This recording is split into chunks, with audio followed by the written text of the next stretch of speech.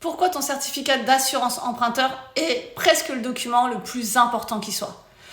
Parce que souvent, je vous le dis, dans les garanties, vous avez effectivement des options à faire, de la fiche standardisée qui est très importante, qui permet de relire certaines choses, les conditions générales aussi.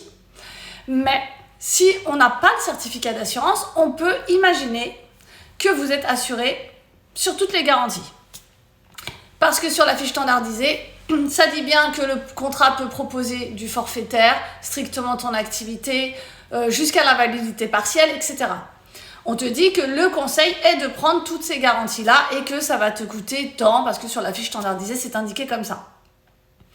Le souci, c'est que si tu es comme moi et que tu as des antécédents médicaux ou un traitement en cours ou une maladie chronique, eh bien dans ces cas-là, entre ce qu'on va te proposer et ce que tu vas réellement obtenir de l'assureur, ça peut être le jour et la nuit. Là, on a eu le cas où sur l'offre de prêt, c'est indiqué que le client a décès, perte totale et irréversible d'autonomie, incapacité temporaire totale, invalidité, etc. Sur la fiche standardisée, ça dit bien que le conseiller lui a dit de prendre ça. Le souci, c'est qu'en fait, quand on a demandé le certificat à l'assurance, eh bien là, on n'a que la garantie décès et perte totale et irréversible d'autonomie. Il n'a aucune autre garantie. Donc, le truc, c'est que une fois que je remplis mon questionnaire médical, aujourd'hui, moi, je vais répondre oui à pratiquement toutes les questions. Avez-vous été sous un traitement de plus de 21 jours? Avez-vous une maladie chronique? Avez-vous été accidenté? Avez-vous Oui. Si je réponds ça, l'assureur en face, il va me dire non. Donc, le certificat aujourd'hui, c'est ce qui va nous prouver en quelque sorte ce que l'assureur t'a vraiment accepté. Et quand on parle des assurances de banque, malheureusement pour la plupart, les garanties sont soit totalement refusées, et ça vous le savez tout de suite puisque vous êtes obligé de trouver une autre assurance rapidement pour pouvoir passer vraiment définitivement votre prêt, soit vous avez que le décès et la perte totale et irréversible d'autonomie, ce qui suffit largement pour passer un prêt par exemple.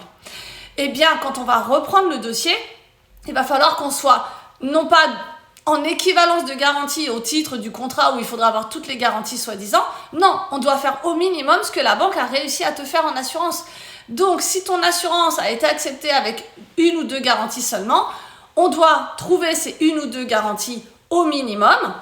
Souvent, on arrive quand même à faire beaucoup moins cher. On a encore un dossier là qui est à 241 € par mois avec du médical et juste en décès PTIA.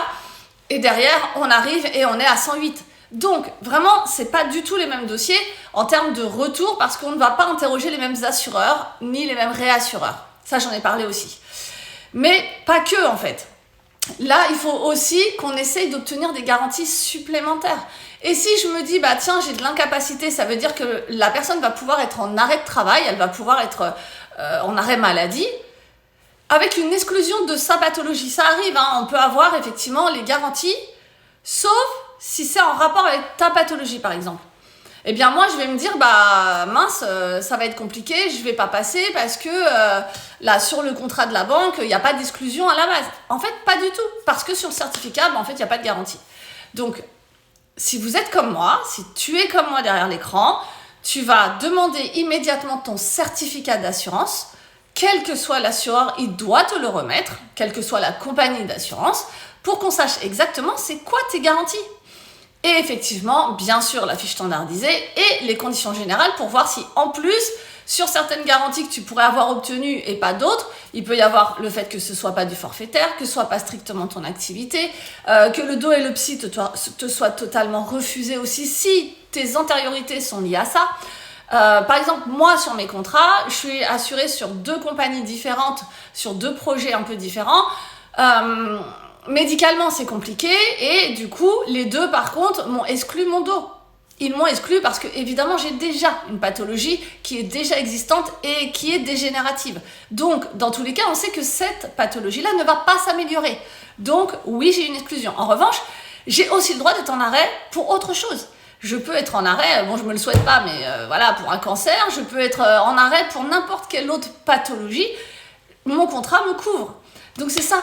Donc, tu reprends ton contrat, tu prends ton certificat et surtout, si tu n'as pas toutes les garanties que tu demandais, Si tu as un prix que tu trouves vraiment exagéré, là, il y a des contrats vraiment, des fois, on se dit, ça peut être compliqué. On en a même eu un qui est venu me voir en me disant, Delphine, il faut trouver mieux. Là, je suis à 890 € par mois d'assurance. Je vais évidemment pas signer ça parce que je ne peux pas me le permettre, ce qui est un peu logique. Donc, pas d'inquiétude, on peut trouver, mais vraiment, récupérez tous vos documents et récupérez-les vite. Avant qu'on vous dise, bah non, j'ai été racheté par bidule, par truc, par machin, et là, vous avez 4, 5, 12 interlocuteurs, c'est ingérable.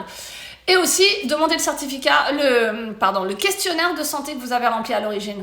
Ça, il y a des compagnies, quand vous êtes en sinistre, on vous les demande. Donc, si tu es en arrêt, on te demande de redonner le questionnaire de santé que tu avais rempli à l'origine. Récupérez vos documents, mettez-les dans un dossier, soit à la maison sous format papier, soit sous coffre-fort électronique, etc. Je ne sais pas. Mais récupérez vos documents. Échangez si votre contrat n'est pas assez couvrant. En tout cas, essayez s'il est trop cher, etc. D'accord ?